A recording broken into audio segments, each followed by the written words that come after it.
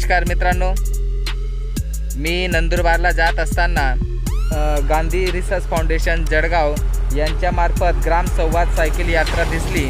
तर मला असं वाटलं की हे गाव बदलतोय आणि नक्कीच गाव जर बदलला तर देशही बदलेल।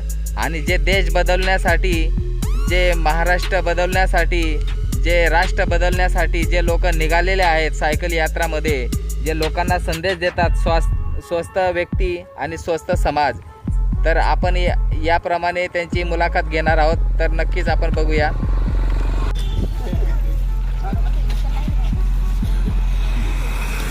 नमस्कार, आम्ही गांधी रिसर्च फाउंडेशनच्या ग्रामसंवाद यात्रेमधील सर्व यात्री आहोत।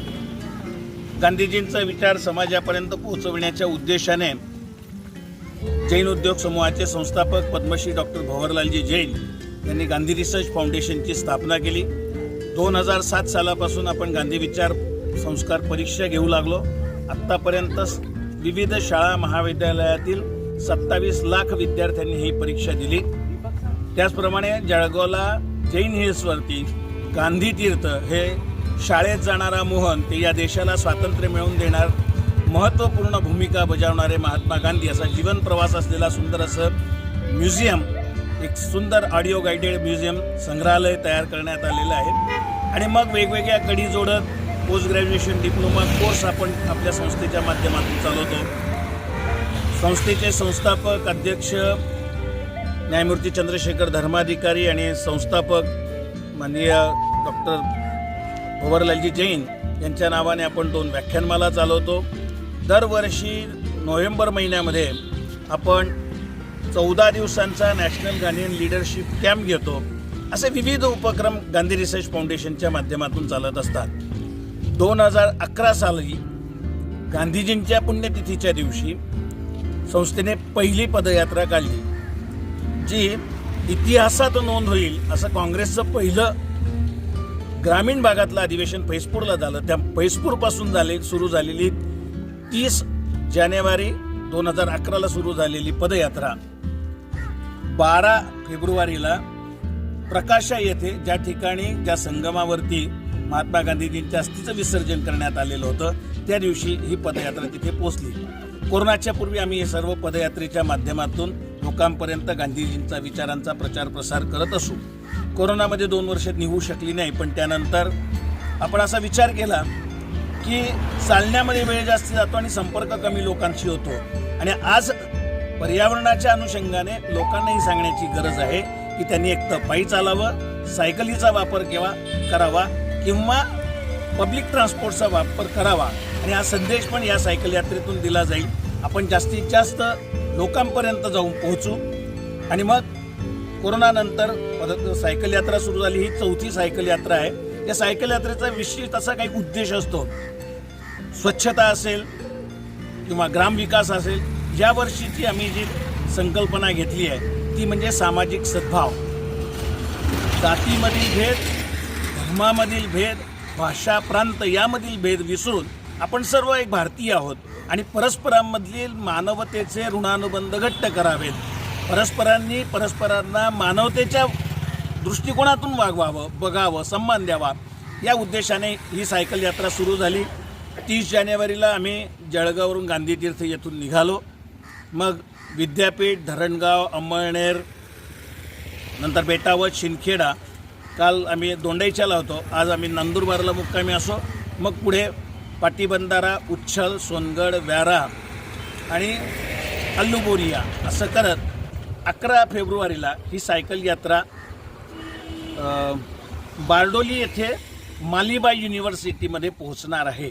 या यात्रेमध्ये विविध राज्यातील, म्हणजे तुम्हाला छत्तीसगड, मध्य प्रदेश, उत्तर प्रदेश, बिहार, त्रिपुरा, आंध्र प्रदेश, तामिळनाडू, गुजरात अशा वेगवेगळ्या राज्यातील हे सगळे सायकल यात्री आहेत।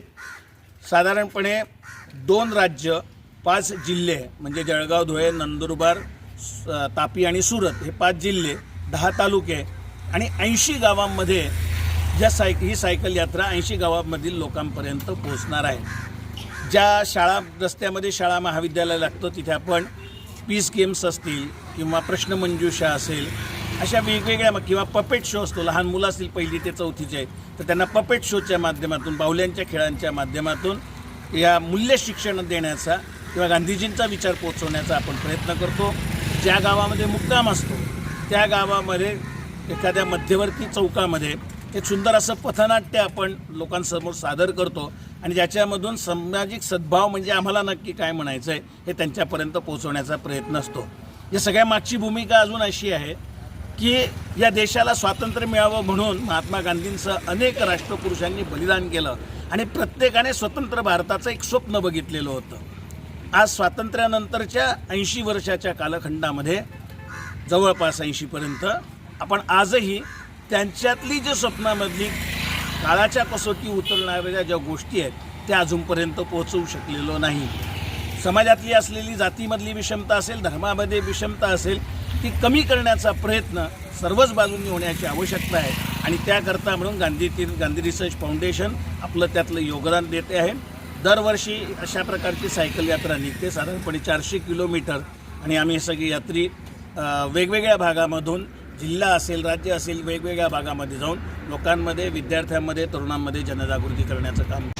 आपले यूट्यूब चॅनलचं नाव ऐकून खूप छान वाटलं, गाव बदलतं, आणि खरं गाव बदलण्यासाठी आम्ही निघालेलो आहोत. आपलं चॅनल पण नक्की गाव बदलतं, याचा अर्थ समाजामध्ये, गावामध्ये जो काही सकारात्मक बदल घडणं अपेक्षित आहे त्याची आपण प्रॉपर नोंद घेतात. कारण आम्ही आत्ता नंदुरबारकडे जात असताना तुम्ही थांबलात, तुम्ही चौकशी केली आणि आमची ही सगळी माहिती तुम्ही जनसामान्यांपर्यंत आपल्या यूट्यूबच्या माध्यमातून नक्की पोचवाल. आपल्यालाही शुभेच्छा. आपण सर्व मिळून हे गाव बदलूया आणि हा देश समृद्ध, हे राष्ट्र बलशाली करूया. धन्यवाद.